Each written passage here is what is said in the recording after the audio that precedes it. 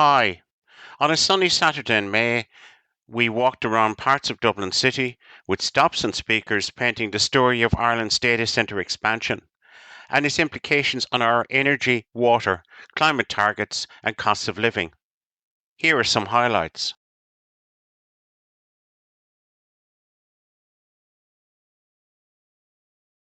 A lot of what we're going to be talking about today is creative destruction, which is like really a kind of a phrase that's used by Google or disruption, other disruptors like that, the tech industry. And I suppose this, where we are seated, where we're standing here in the buildings of the ESB, is kind of one of the first examples of creative destruction in the current context. So in the early kind of 1800s, Ireland's Dublin was the second city of empire. And the Georgian buildings that you see all around, particularly in this area, were built, financed by new financial techniques that were developed through the expropriation of lands across the empire. And one of the kind of most kind of stars of this new empire was this was the longest line of Georgian buildings in the world, actually. And also, after the Second World War, it was one of the last remaining rows of Georgian buildings as well, as many parts of Europe had been bombed, while Ireland's neutrality had actually protected a lot of Georgian Dublin. So, yeah, these buildings were demolished in 1965 by the head of the ESB at the time, and they rebuilt it in a kind of mid-century modern style. And then it was demolished again. I think it was 2018. Someone could tell me? Yes, 2018, and rebuilt in this style, and now houses aviation finance as well as the ESB. In 1925, you had the Shannon scheme, which built the hydroelectric dam on the River Shannon. And that again was this idea of using electricity to build the new state, to build new ideas of what technology could do, particularly in the aftermath of World War I, where technology and human progress was actually used for barbarism or war or destruction in a very kind of negative worldview.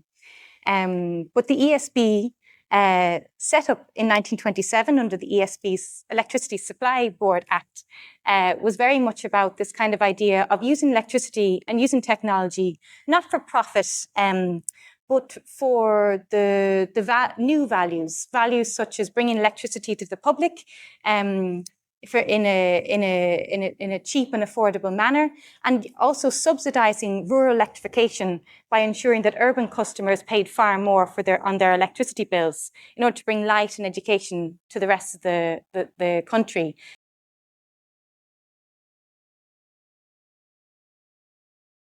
For something that is constantly described as strategically essential, of crucial strategic importance, there is no strategy for data centres in Ireland. There is no plan. There is no one government arm that oversees all of this and regulates it or plans it in any significant way.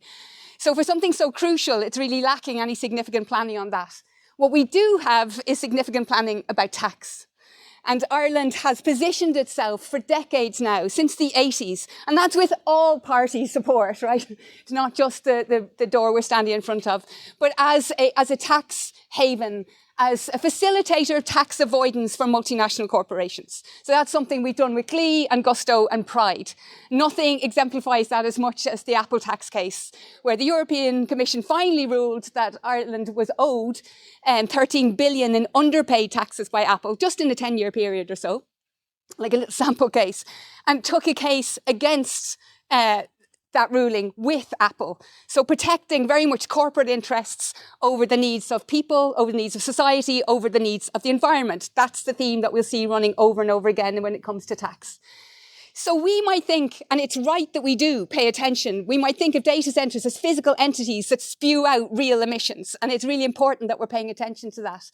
But for people like this, they also see it as something else, something less tangible, an asset class. If we're thinking even wider than that strategy that Ireland has had as a tax haven, as a facilitator, putting the laws, the tax regulation at the service of multinationals rather than the service of society, that has I feel, right, that has played no small role, if we're thinking about little Ireland and its role in the world, in helping those tech giants, those social media giants to become giant. Because if you are not forced to pay your taxes, your contribution to the social contract like everybody else, and you can put those funds that you keep like a little dragon, like pile of gold underneath you, that gives you not just enormous wealth, but enormous power. So arguably the role that Ireland has played, little Ireland, has been in helping to create those giants. So to just put that in one step back even further, the fourth data industrial revolution, it sounds so Brave New World and techie and shiny, and Ireland likes to see our role in that. But it actually operates along really well-worn old colonial paths. Extraction of resources, commodification of those resources, and enclosure and privatization of those resources. The fourth industrial revolution, the key resource is data, our data. And these corporations that we have helped to make giant by helping them to avoid their social responsibilities, turn that power against us by enclosing and privatizing that data. It does not have to be that way. Activists in the global south and the global north, through the UN, for example, really remind us that data is a common good. It comes from us, it should be available to us, and it should be for our benefit.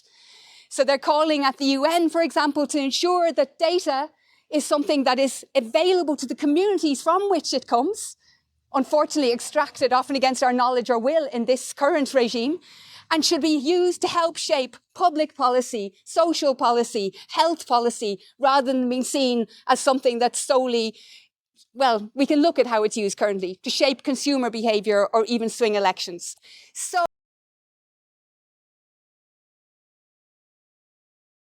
there's actually not a whole lot to say about the way the Minister for Climate Communications and the Environment has engaged with the issue of data centres. And I know that many of you know this, but obviously, like, the fact that they use 21% of our electricity grid at the moment, we need to remind ourselves just how unusual that is in the global context. So, like, the European average is about 2 or 3%.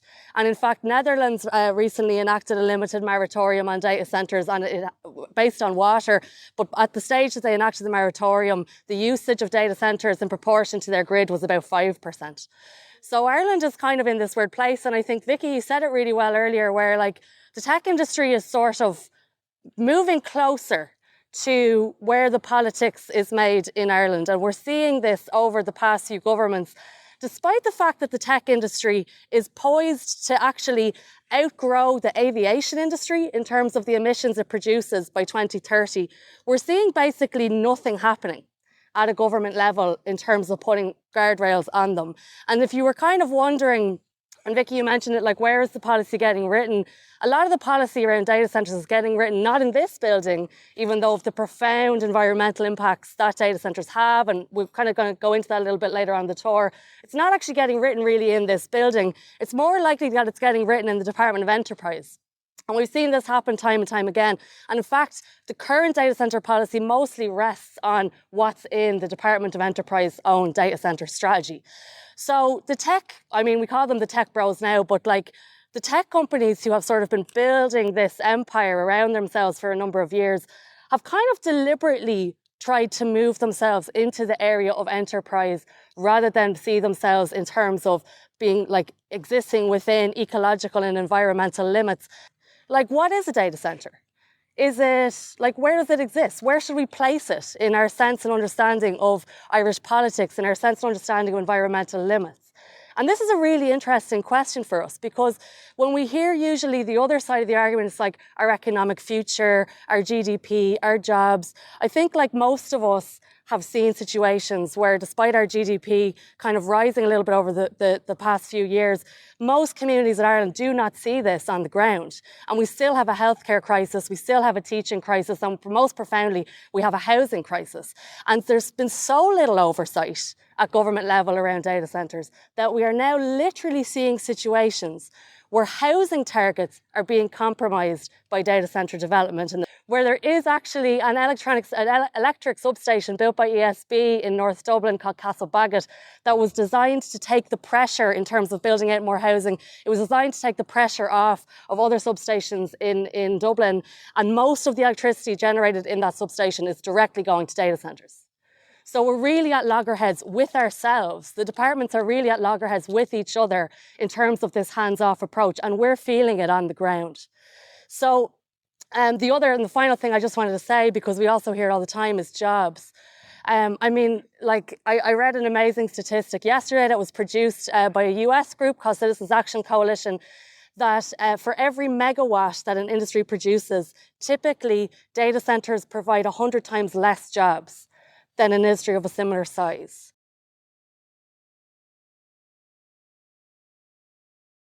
These are the EMEA headquarters of Google, where, as was discussed really brilliantly earlier, is how this company, basically funnels its taxes offshore and pays basically nothing in tax for their operations here.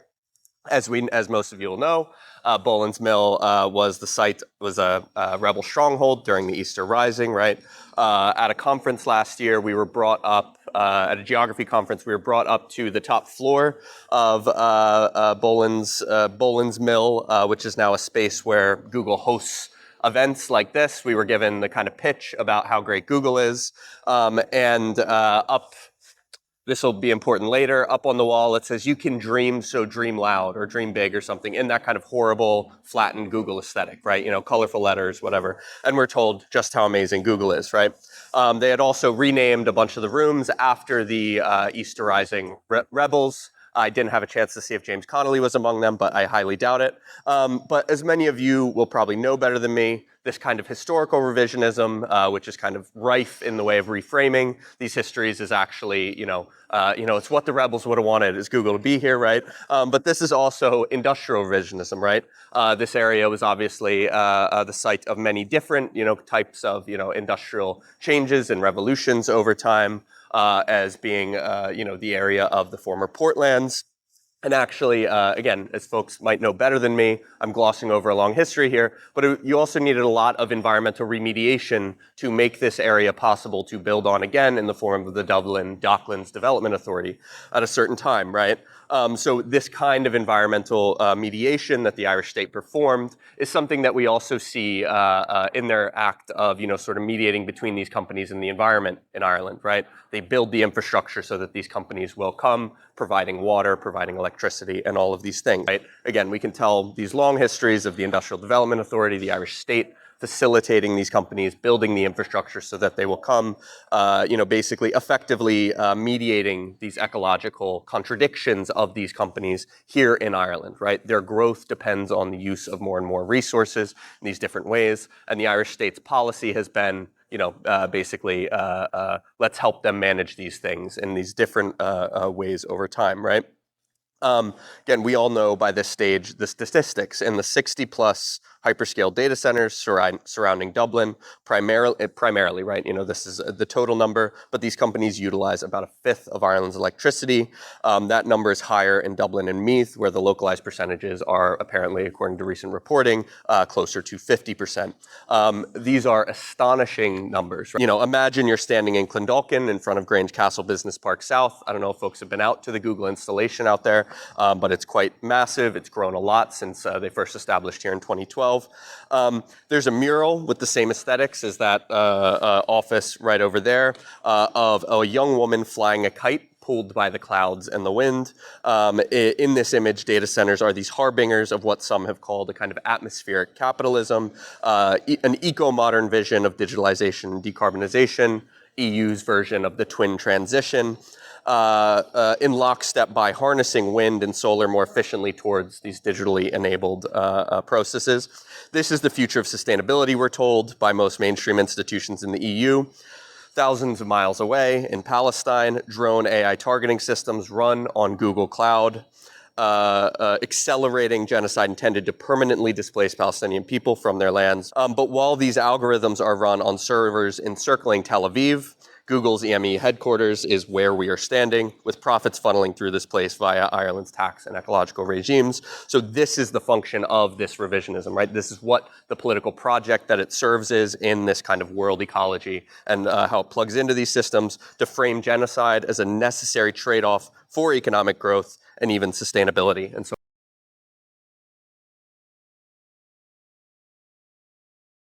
because right behind me here is the River Dodder. And if you follow this river all the way upstream, you will come to Tala in South County Dublin, and Clondalkin isn't exactly very far away either. And in that area, you find about half of Ireland's data centres. A data centre puts a huge pressure on an area's water usage or water supply. So a single data centre can use between 500,000 and 5 million litres of water per day. So that's a lot. It's the size of a big town. So if you put that in context, the average household in Ireland uses 125,000 litres per year. So if you look at a data centre compared to a household, it would take a household maybe 40 years of its annual amount of water usage to catch up with a data centre. So what's all the water about? Why do we need all this water? Why do data centers need all the water? Because you have these massive warehouses there, data centers, full of computers. And they're a bit like the computer you have at home, or your phone, or your tablet. When they run a while, they get warm. Except in these warehouses, there could be maybe up to 100,000 of these computers. And they're not like your laptop or something. There's just a little box that slides into this massive rack. And there's rows and rows and rows of them. So you could have 100,000 of these in a warehouse. And they get warm, and they run processes, run all sorts of things. And they need water to cool down. So there's things online about, a chip's so hot, you could boil water on it. That's kind of the reality. They get so hot. So they need to be air conditioned down, and that takes a lot of water. And just bringing an AI question here. So if you went to ChatGPT and you asked it to write you a 100-word email, how much water do you think that would take on average? Any guesses? Liter. It's half a litre. So it's one of those little bottles you buy with the water in it, the stamp. And you think of how many ChatGPT queries, searches have been run all the time. And some of them would take a lot more than a half litre of water. Not all adds up. So all that heat generated from that processing needs cooling. And that's what the water element there represents. Meta wants to build a large data center, a hyperscale one, near Madrid, in an area that's known for droughts. It suffers droughts. And in that area, farmers, for absolutely ages, have been repeatedly asking the local authority to build water storage reservoirs to help when there's droughts, so that they can actually continue to farm. Meanwhile, Meta comes along, there's no issue with giving them water. So that's creating a real impact in the community. It's really creating an impact where people can't grow food because there's no water. And yet this big tech company comes along, has no problem getting water. If we go back to Ireland, water, we're described as a wet country, but water is actually a resource. And it's a precious resource. And it's going to get more precious when we get warmer summers and droughts and not being able to have enough water to manage. And then you have data centers coming along threatening this. So that's a serious issue.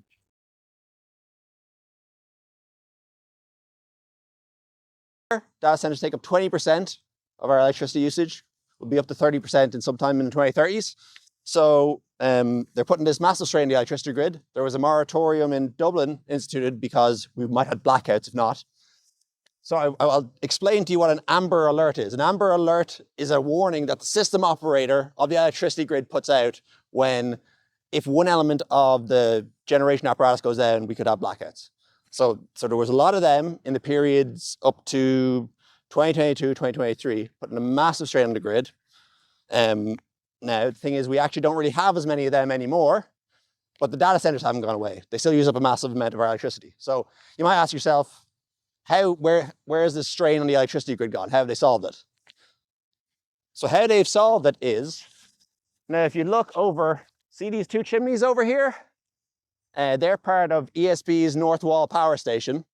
Now those two chimneys are for some older gas infrastructure, but in 2023, the ESB contracted and has been building a 200 megawatt temporary emergency generation, which is gas powered infrastructure, in order to secure the supply of electricity, essentially to subsidize the effect that data centers are having on our electricity grid. And we're all paying for it, by the way. So the first crucial point, yeah, as I said, it's fossil fuel infrastructure that we're building in the middle of a climate emergency. So we don't want to be doing that, first of all. These emergency temporary generators, they don't put out massive amounts of CO2 emissions. I'm not going to tell you that they do. In fact, these ones have actually lain mostly dormant since they've been built. They haven't really been turned on at all. But if we're not actually using these generators, then you might ask, what's the problem? What's the problem? What's the real problem? So the problem is the extra cost it placed on every one of us who uses the electricity grid for other reasons. So EirGrid initially estimated the cost of building that temporary emergency generation was going to be about 400 million euro. It ended up over 1 billion euro. 1 million, yeah. It ended up over 1 billion euro spent on that power station and three others like it around the country. One of them in Shannon Bridge, one of them in Tarbert, and one of them in somewhere else where I can't remember. Data centers also take money out of your wallet in other ways as well. So there's this thing called the capacity market. I won't get into the details of it, but essentially it's a mechanism whereby electricity providers are paid to be ready to generate electricity if there's a massive demand on the system. So between 2007 and 2018, we all paid an average of about 450 million a year into the capacity market. All bill payers, taxpayers, that's how much we paid. Between 2018 and 2024, which is when the data center boom really started to take off, we paid over 1 billion a year into the capacity market. So almost a doubling of this capacity market in essentially a few years. In this capacity market, 600 million of these capacity payments, guess who they went to? Companies that operate data centers. The companies that supply or run data centers got 600 million of this. So you heard of one type of circular economy. This is another type of circular economy whereby the data centers drive up the need for the capacity market and then they get paid to provide the capacity market. The final way that a data center drive up the price of your electricity is through the most obvious way. Anyone who's ever heard anything about economics will say, when there's more demand, supply is harder to provide and therefore the prices go up. I have a quote here from Dara Cassidy of bonkers.ie. You think they would know because it's a new price comparison. He said, data centers use more than a fifth of all electricity nationwide and impact peak demand, which is typically when the least efficient and most expensive gas-fueled suppliers are needed. So he said, it's ridiculous to think that they don't impact on price. I think at the core of what we talked about a lot is about power. It's about how these companies can hold power over politicians, over the economy. So I think what that ESB station over there represents is how these companies are able to use their political power, their economic power, to manifest fossil fuel power, electrical power in the real world. It's right over there, you can see it, and that's how they do it. So, thank you for watching. To learn more about Friends Dirt's data center campaign, scan the code on the screen now or visit the link in the description.